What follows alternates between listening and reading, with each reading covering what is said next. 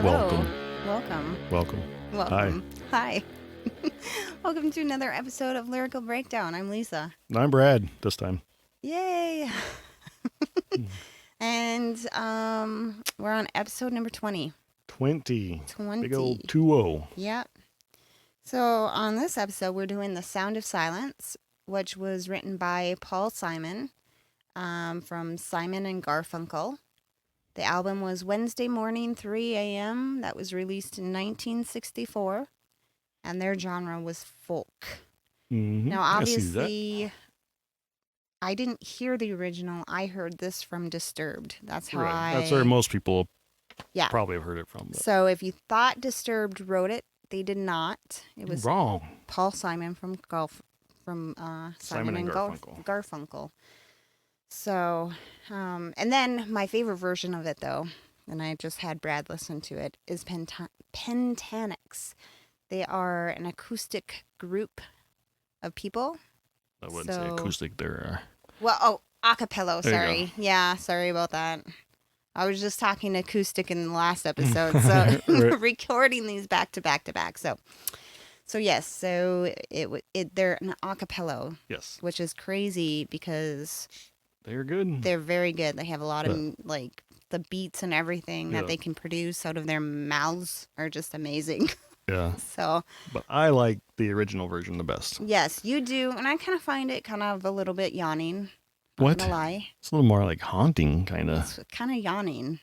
You watch your mouth, young lady. If I wasn't gonna pick Pentanix, Disturbed would have been my other favorite. I mean, Disturbed, they did a very good job. His is haunting, like he was like the original is just like kind of, I don't know. But listen, it was so boring. Nobody liked the song at first because they didn't have anything to it. It took somebody else to put like drums and beats to it. I think the song did fairly well for itself back in the day. Not until after it got released, I think. We'll have to see what I put in my notes, but... we're going to double check that. We're going to fact check that on Facebook. Fact check that. All right, so the drink of the day, if you listen to the last episode, we're doing 3 episodes in a row, and I decided to do 3 shots of whiskey or sipping whiskey, whatever you want to call it. And then we'll give our opinion on which of the 3 was the best. 2 of the 3 we've already tasted before. The third one that will be in the next episode, we haven't actually ever tasted before, so that's going to be a surprise to us. Right. So on this second, number 2 shot of whiskey is Lost Superior. This is something we just discovered. Yeah. It is made in Minnesota. It's got a nice cork to it, so that's kind of nice. Yeah. Satisfying. Yep. It's a whiskey and liqueur with honey and citrus, which I believe I can taste both of them in there. Yeah, it's I like it. It's good. This we mixed in the amaretto sour with whiskey. I haven't had it straight much. No, just mixed. It was really good in the whiskey sour though with amaretto. Yeah, that was delicious. So you can smell obviously the whiskey, but you can smell a little bit of citrus in there. I can smell the citrus. Yes, I can. Smells good though. All right. It does. Cheers. I got plastic little Clink. things this time. Clink.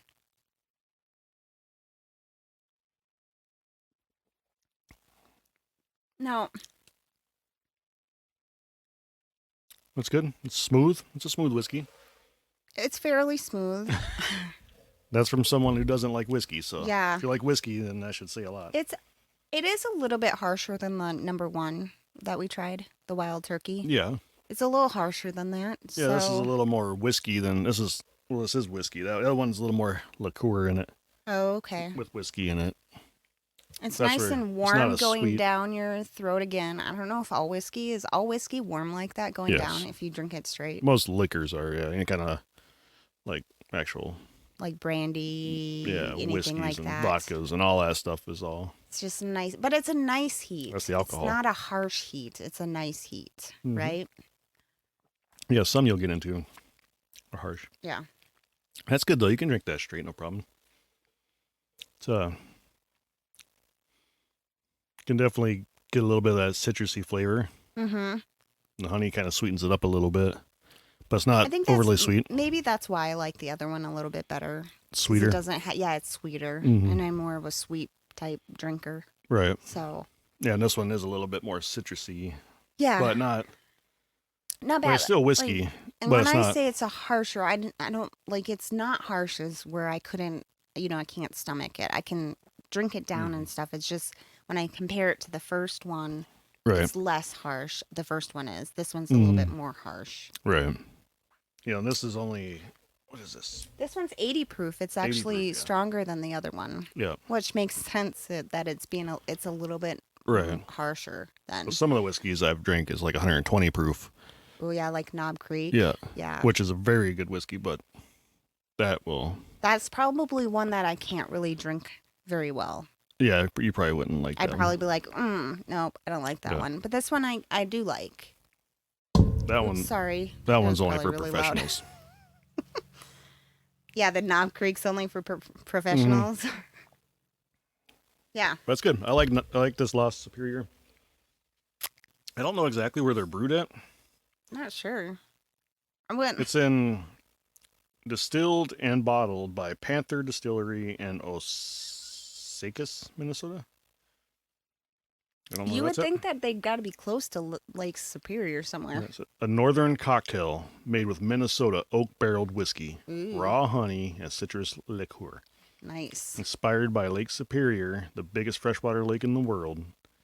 As part of our commitment to clean water, a percentage of profits goes to Friends of the Boundary Waters Wilderness. Oh, that is really nice. I've Mhm. not been to the Boundary Waters. I want to go there. Yeah. So that is my to-do list, going there. Yeah.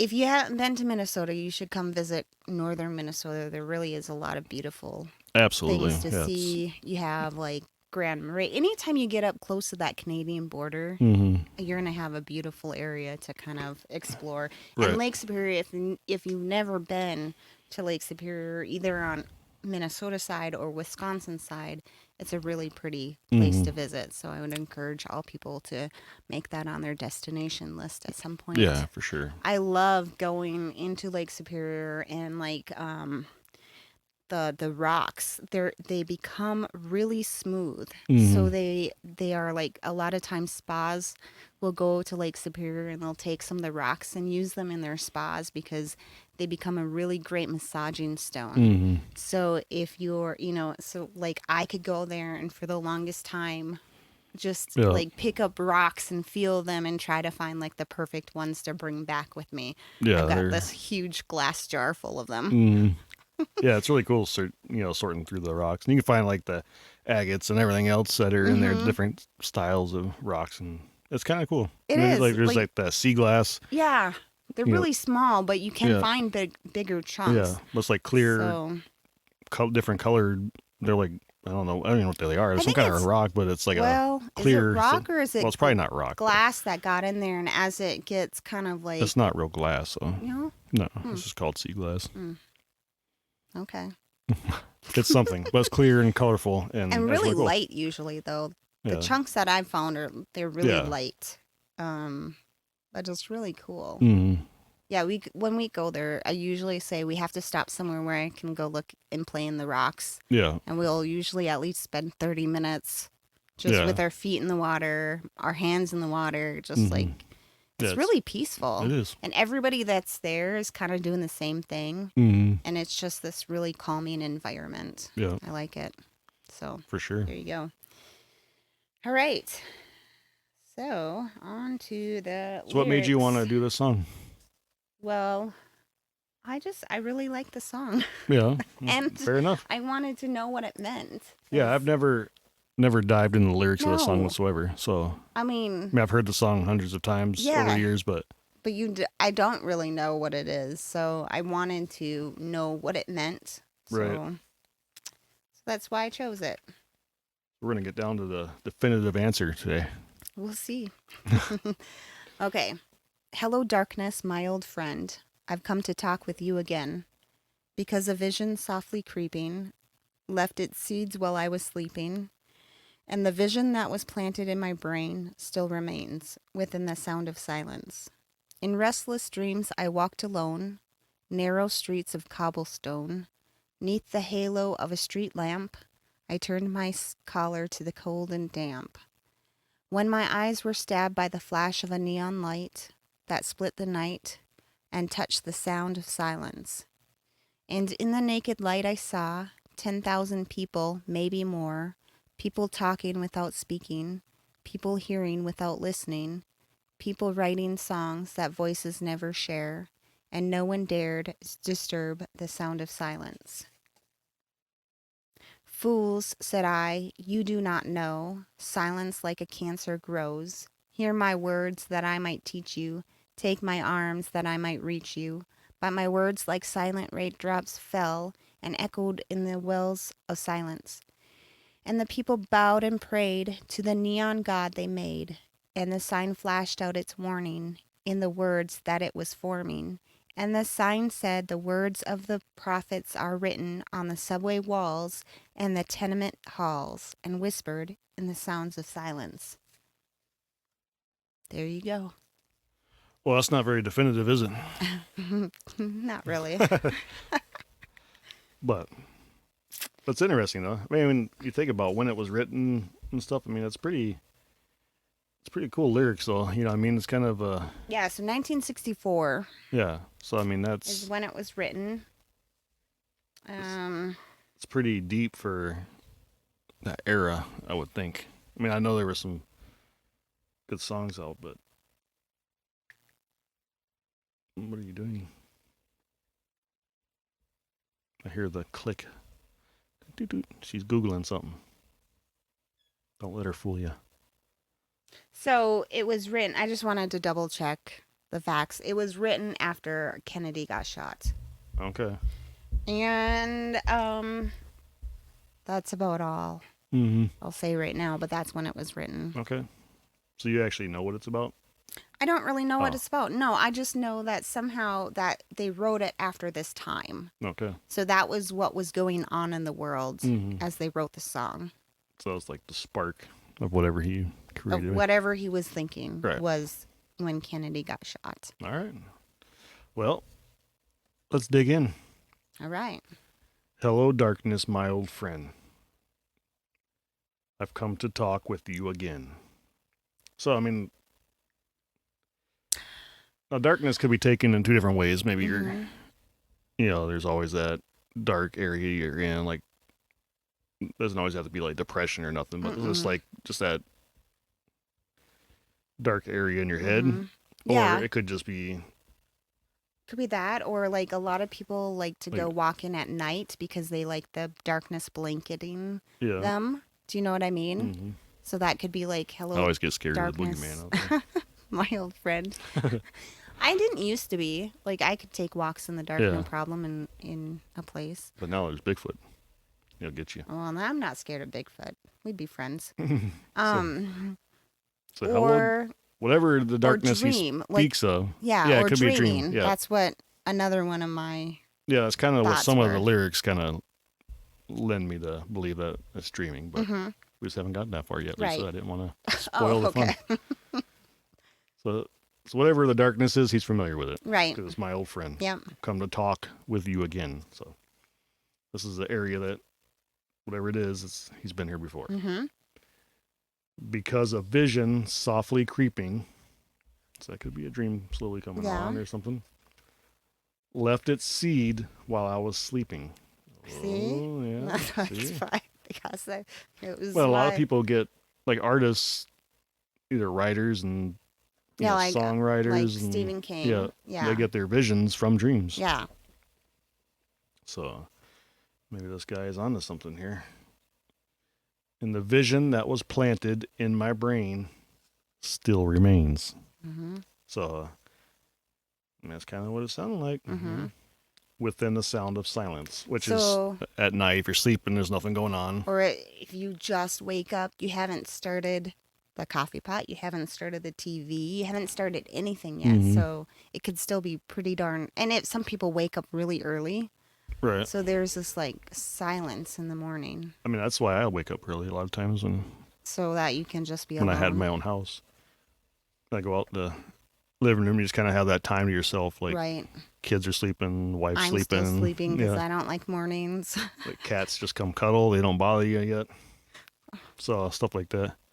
Well, Charlie comes and bothers me in the morning. Your morning is 9 o'clock. Okay, that's true. Charlie's our other Yeah. cat. But I like that, how that time is just like me time. Yeah. Yeah. So I can see that too. In restless dreams, I walked alone, narrow streets of cobblestone. So, So in his dreams, that's I how mean, this that's whole the thing in my vision was always like something that that's was happening yeah. in a dream. I mean, that's the very literal way to take it. Right. Which is, I'm a very I'm literal a person. literal That's why I'm a person horrible too. songwriter. Yeah. I can't write a song to save my life. The narrow streets of cobblestone. That just kind of painting the picture of what he's doing there. Of walking, yeah. Yeah. Neath the halos of a street lamp, I turned my collar to the cold and damp. Yeah, you can just picture that too, like beneath the street lamp, and then He like just flips up his yep, he collar. flips up his collar. So, when my eyes were stabbed by the flash of a neon light that split the night and touched the sound of silence. Because neon lights make a lot of noise. They have that They like do? buzzing noise. Mhm. Yeah. The flash of the neon light. So like I picture like maybe he was. So you think neon light? That was like those old bug zappers too. They're kind of neon lights. Yeah. Zap. But like a store maybe that opened up and like turned on their open sign or something. Or just, I mean, some stores just have like the bars out front, the Yeah. neon And then signs. it comes on and it makes that buzzing noise, and now it's especially just, back in the 60s when this was written. Yeah. It's not like they were high tech back then. right. So, and in the naked light I saw 10,000 people, maybe more. So I wonder, like in his dream or something like that, neon light lit up quite Like, a bit. Yeah. All of a sudden There's tons of people there. 10,000 people, maybe more. People talking without speaking. People hearing without listening. So what do you think of that? People talking without speaking. So like, So he can see them speaking, but like, think or that's it? he can see them talking, but like he can't hear them. So it's just like a bunch of mouths moving. It could be. Or maybe it's just like sometimes you know what someone's thinking, or you know what they want to say without them having to say it, kind of deal. Right. So I wonder if it could be that too. Mm-hmm. Like he just knows what they're saying. People hearing without listening. So, oh, that's kind of weird. That probably just rhymes and stuff. So, Well, no, see, some people like they act like they're listening to you, but they're not. Like sometimes I do. yeah, but people hearing without listening. So, Well, so they're I like guess if they know what you're saying, they don't need to listen, right? If you're not Right. actually speaking. Yeah, that's true. Maybe. I don't know. Maybe. Let us know your thoughts. Mm-hmm. People writing songs that voices never share. So maybe he's talking kind of more about the music scene, kind of like people talking without speaking, so they're writing. Mm-hmm. People hearing without listening, so they know, I mean, Mm-hmm. and they're writing songs that voices never share, so it's never actually sung. Like so many unspoken. Right. There's probably a lot of unspoken songs. Or Mhm. like think about the demos people give to like producers and stuff, or like Mhm. whatever, and they don't ever get picked up. So like Right. we never hear. Every year, probably thousands of songs go kind of buried. Mm-hmm. So I wonder, man, it almost makes you think that it's kind of about the songwriters and stuff. I mean, how many people work their butt off to write songs Right. Mm-hmm. that never make it? So it's a sound of silence because the song is never sung. Right. Could be. I don't know. Yeah. Could be onto something, Could be. fellas and ladies and people of all choices. Where am I at here? And no one dared. I didn't say speak it. And no one dared disturb the sound of silence. So That doesn't make sense though. If he's saying Why? that there's a lot of songs that are going unheard, but then he's saying no one. Oh, They've never been the I songwriters, see. I see. I get ya. so they've never But they been sung. didn't dare disturb the sound. They didn't say, "Hey, listen to my song." They just left it unheard. Well, they're songwriters, not singers.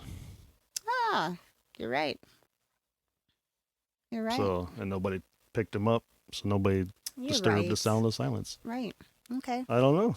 That's Okay. interesting. I got a different outlook on that song now. Because Yeah. at first We're I was not like, done. we're not. No, page 2. Hello. That was page 2. That was not. No, it literally was. This is page 2. Did I put page 1 on it again? All right. Just kidding. That was intermission. Fools, said I, you do not know. So he said, fools, you do not know. Silence like a cancer grows. Hear my words that I might teach you. Take my arms that I might reach you. But my words, like silent raindrops, fell and echoed in the wells of silence. So he tried to say, fools, you do not know. Yeah. Silence like a cancer grows. Hear my words. So he tried to say that, but it didn't do anything. Like, I almost think like he tried to say it, but maybe he really didn't say it. It just sort of fell. Right. Or nobody was Paying attention. Yeah. And the people bowed and prayed to the neon god they made. Those are like the kind of like your fabricated artists. You know what I mean? All the music industry kind of puts, Oh, maybe. just the people that they like their little puppets up there, Yeah. like a lot of the pop music nowadays and all that and pop country crap. Maybe I could be reading into it, but I think I'm onto something. And the sign flashed out its warning in the words that it was forming. And the sign said, the words of the prophets are written on the subway walls and tenement halls. I don't know what tenement is. What is that? Okay, so I Googled that because I also did not know what tenement walls meant. And it just means that it's not like a single dwelling room. It's a lot of people live in one room. So it's kind of something that they are in impoverished areas. Kind of like a shelter almost. Kind somewhat. of, yeah, where you have like just a lot of people, or maybe like a dorm would be considered a tenement too, because it's like a lot of people living in this like area, and it's not fully your own house. You see what I mean? Yeah. So like it would be more communal, and a lot of people would be passing by like the same wall. Like on the subway, there's a lot of people passing by. So the words of the prophets are written on subway walls and tenement halls. And so is that like just your average, like your great like songwriters and stuff maybe that never see the light of day just because but those are like the real people that write the real music maybe? Maybe. I could be off there, but yeah, I don't know. And whispered in the sound of silence. That's interesting. I mean, I never put really that kind of twist on it, but I didn't either until you said that, and I can see kind of. Yeah, but it's interesting how we can take songs and kind of like. It's definitely not about a girl. Differently. No, I don't think it's about a girl. But I mean, yeah, it's kind of an interesting song. It's really well written though. It's almost, it's like, I don't know. I just like the way some of the key like details that he puts in it, like the narrow streets of cobblestone. Yeah. That gives you that picture. Like, oh, I can see that. Mm-hmm. Same with the street lamp when he puts up his collar. Mm-hmm. Those little details that you get that picture in your head, and that really helps you of this story. Yeah, like, feel the song. And then sometimes there's like stuff in there where you're like, okay, I was envisioning it, and now I don't quite know where you're going. But right. So like Garfunkel once summed up the song's meaning as the inability of people to communicate with each other, not particularly internationally, but especially emotionally. So what you see around you are people unable to love each other. Like, so I mean, I guess I can. But I don't. There was like love. Where did love come into it? Because there was nothing about love in there. So I'm I not mean, quite think about sure. relationships. I mean, how many people just sit there and Right. don't speak? Or, Yeah. I mean, yeah, that's kind of a boring version of it. I like my version I better. like your version too. I kind of like how you read into it and Mm-hmm. with the songwriters and stuff. I Right. thought that was a really interesting take. That's why I like songs though, is because we can kind of take something Right. out of them and put our own meaning into it. And then like when, so if you did sing, which you don't, but I'm just saying, you could then put that meaning into Mm-hmm. it and create this song that means something completely different Right. than what it originally meant to the writers, you know what I Yeah. mean? And I think any really well written song has that ability to speak to anybody on any level. Right. So Yeah. It's an interesting song. I it like is. it. Like I said, I like the original version a lot because to me it's almost has this that kind of haunting. I don't know, just because it's older, it's recorded way back when. Just it's simple, Mm-hmm. but I like Yeah. the original. I like them all. I like all the versions. It's a good Yeah. song. It's not. Mm-hmm. I think Disturbed did a fantastic cover. They did it justice, that's for sure. Yeah, they You really know, did it well. the Pentanics or whatever they're called. Yeah. You said it right. Yeah. Yeah, they're all very talented, and Yeah. it's crazy that it's actually just them, not any kind of instruments. Yeah, acapella. Yeah, Yeah, so it's crazy. So yeah. A little bit about Simon and Garfunkel, because I didn't know anything about them really. They were an American folk rock duo consisting of singer-songwriter Paul Simon and singer Gu- Art Garfunkel. Art. That's an older name. Don't really art. hear Art anymore. One of the best-selling music groups of the 1960s. Their biggest hits including The Sound of Silence, Mrs. Robinson, The Boxer, and Bridge Over Troubled Water. Simon and Garfunkel met in elementary school in Queens, New York in 1953, where they learned to harmonize together and began writing material. Isn't that crazy? Mm-hmm. By 1957, under the name Tom and Jerry, the teenagers had their first minor success with Hey Schoolgirl, a song imitating their idols of the Everly Brothers. In 1963, they regrouped and were signed by Columbia Records as Simon and Garfunkel. Their debut album, Wednesday Morning 3 a.m., sold poorly and they once again disbanded.